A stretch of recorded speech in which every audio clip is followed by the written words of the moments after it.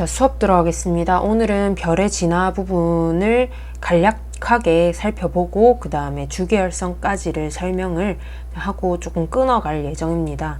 여러분들을 가장 어렵게 하는 별의 진화 부분 한번 보겠습니다. 자, 별의 진화를 일단은 요약을 하자면요. 일단은 성운이란 거에서부터 시작을 합니다. 성운이라고 하면은 별의 구름, 별구름이란 소리인데요. 굉장히 두루뭉실한 어떤 단어들인데 이거 조금 이따 보겠습니다. 자, 성운이 모여서 수축을 하면서 원시성이 되고요. 그 다음에 이 원시성이 계속 수축을 하면서 전주계열성을 거쳐서,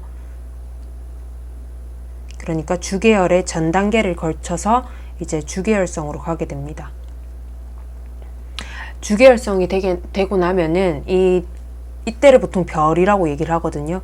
이때 이 주계열성의 무게, 그러니까 스펙이겠죠. 우리로 따지면 조금 슬픈 얘기긴 하지만 수저라고 생각을 하시면 됩니다. 아무튼 이 태어날 때의 이 질량, 그러니까 이 별들의 스펙에 따라서 죽음이 결정이 됩니다. 이때 죽음의 형식을 보면은 질량이 작은 것들은 일단은 주계열성을 넘어가게 되면 거성 단계, 그 다음에 행성상, 성운 단계, 그 다음에 백색외성으로 죽게 되는데, 백색외성으로 죽게 되는 반면에 굉장히 질량이 큰 친구들은 초거성이라는 거성보다 훨씬 더 큰 슈퍼 자이언트 스타로 진화를 해서 초신성이 되고, 초신성이 된 직후 바로 폭발이 일어납니다. 그래서 이 초신성 폭발이 일어나면은 이제 떨어져 나가는 조각들이 있겠죠. 조각들은 어떻게 되냐면 다시 성운으로 돌아가게 되고요.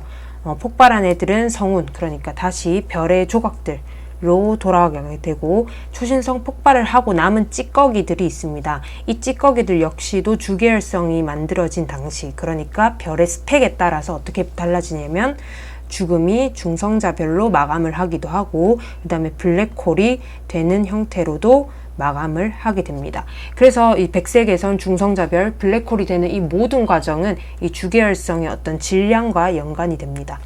그래서 우리는 일단 오늘은 요 정도까지 이렇게 간략하게 볼 건데요. 이제 다음 시간에는 주계열성 안에서 어떻게 진화를 하는지, 그 다음에 거성, 행성상성은 백색외성 어떤 과정으로 HR도에서도 어떻게 보여지는지를 종합적으로 볼 예정입니다. 자, 그럼 첫 번째로 일단 성운부터 한번 보겠습니다.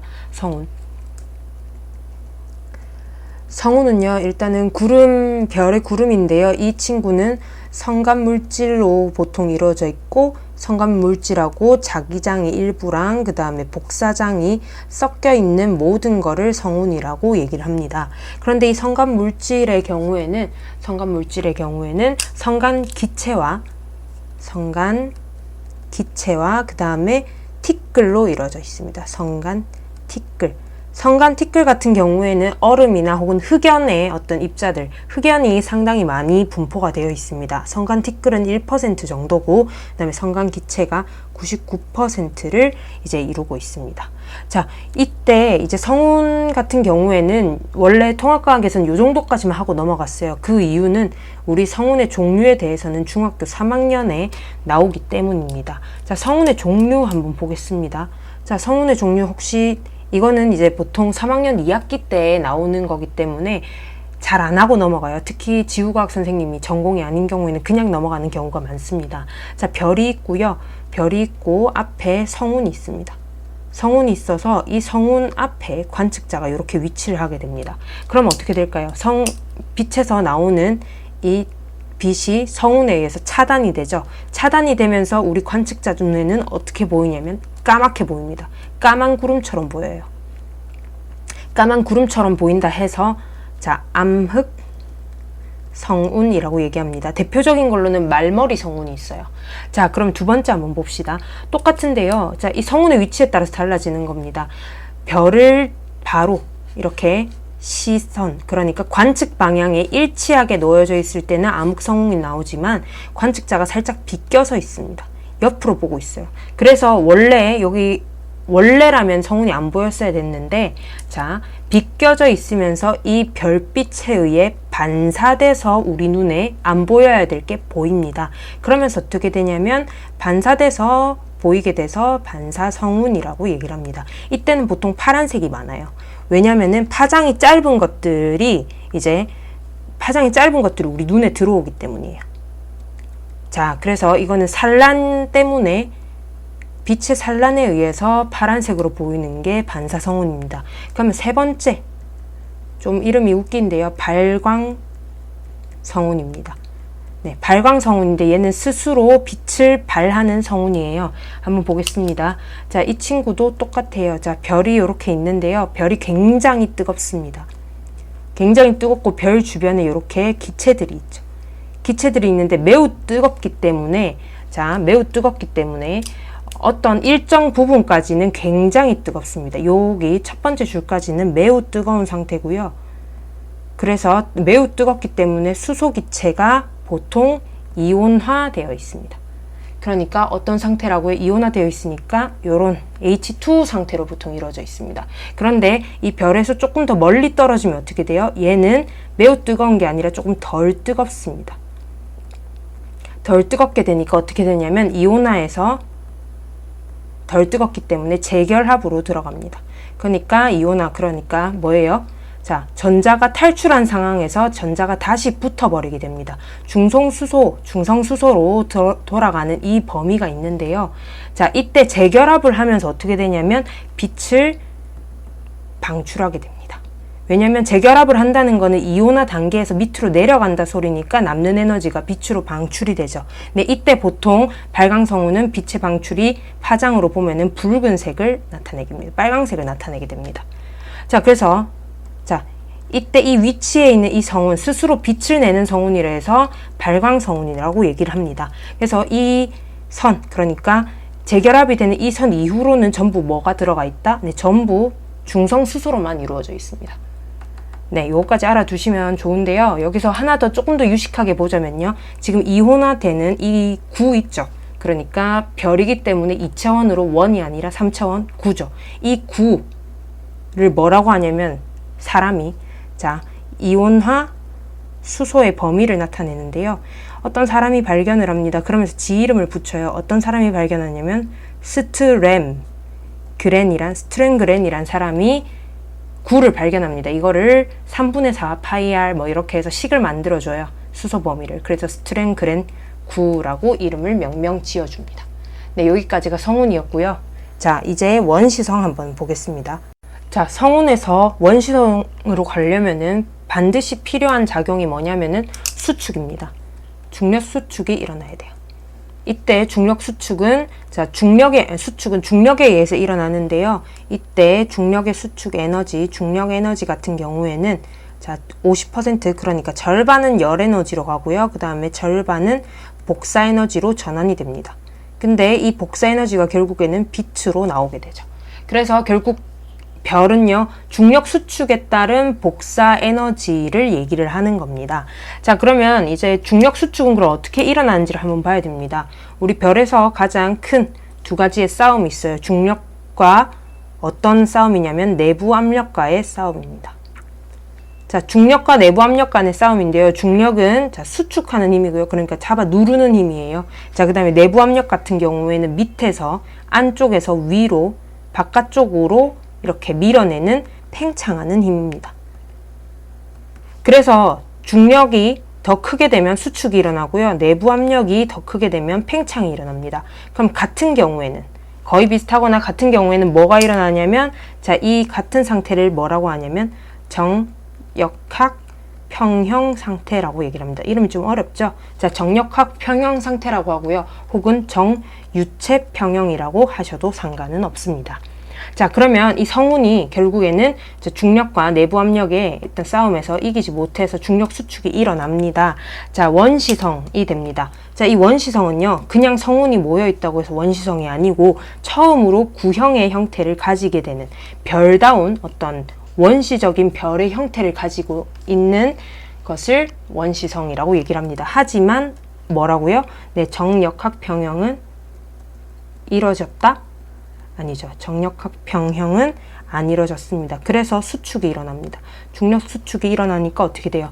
자, 여러분들을 누군가가 자, 주변에서 계속 몰려오면서 누른다고 생각해 보세요. 누르면 어떻게 돼요? 요 앞에 안쪽에 있는 여러분들은 열 받죠.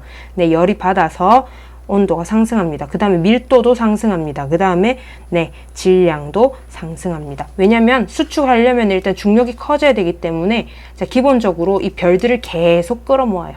별의 먼지들, 성운들을 계속 끌어모으고 있는 상태입니다. 자, 그래서 이때 원시성 단계에서는요, 이때 티끌이 어떤 형태를 이루냐면, 자, 티끌이 적외선을 방출하게 됩니다. 자, 원시성은 처음으로 구형의 형태를 갖추고요. 그 다음에 적외선을 방출하는 상태입니다. 자, 하지만 자, 여기서 조금 더 진행이 되면 자, 전 주계열에 도달하는데요.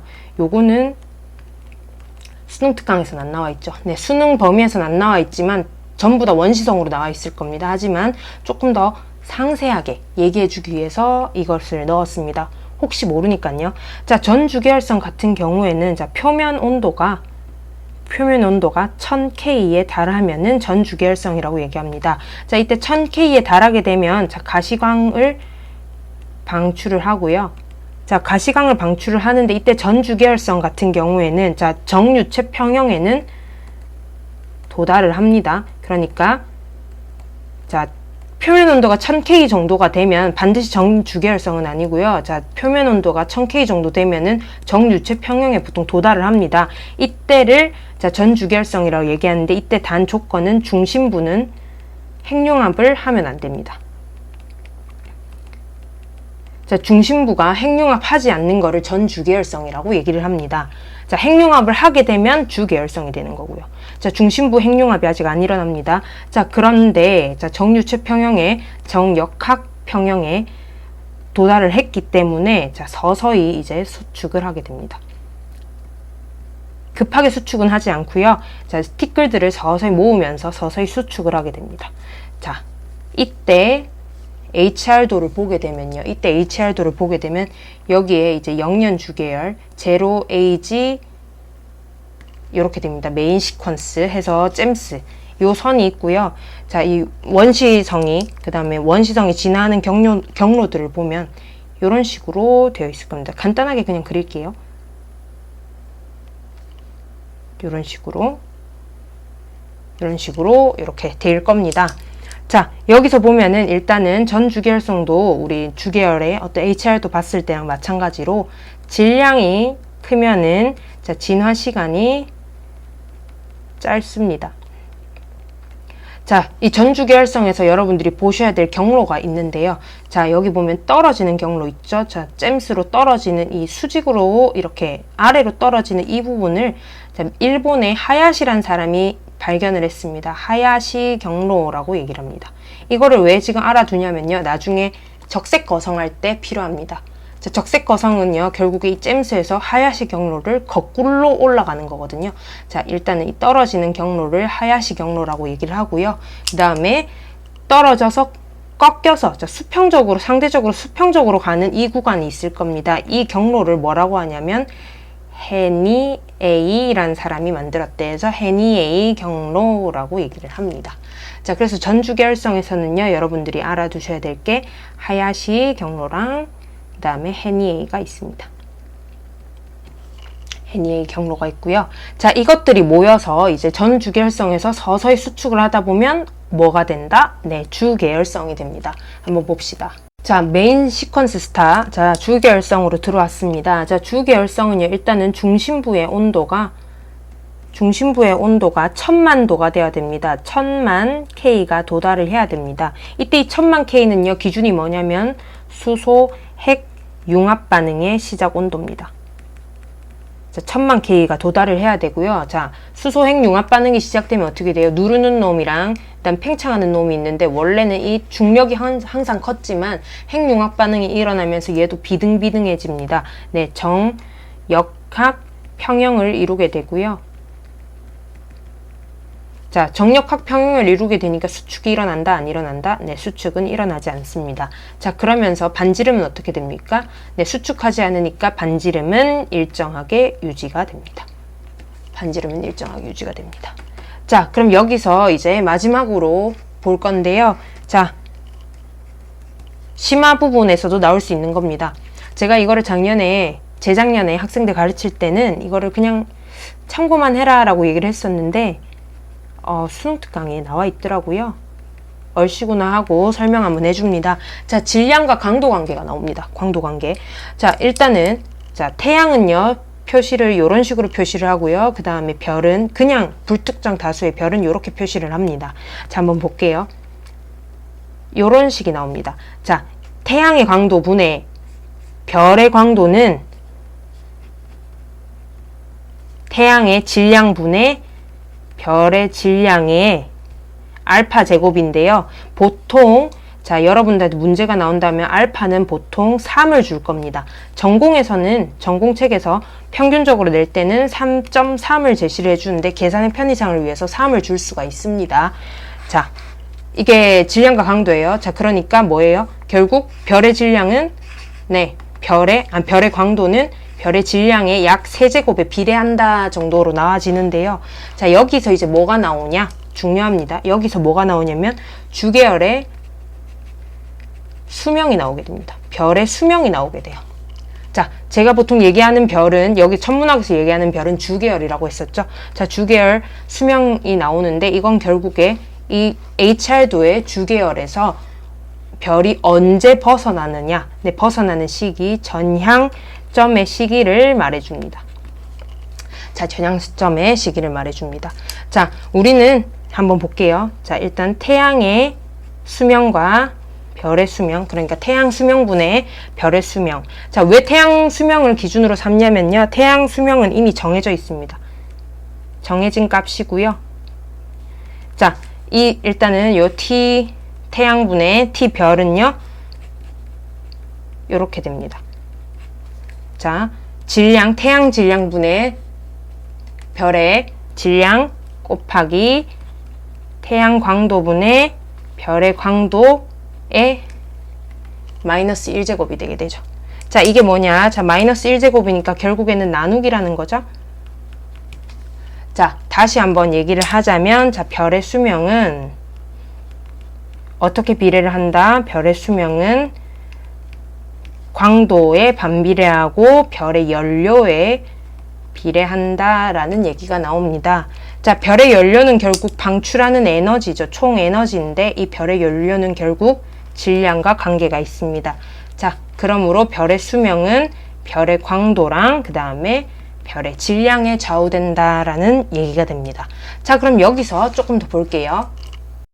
자, 결국엔 태양 수명은 정해져 있기 때문에 이 식을 다시 풀어보면,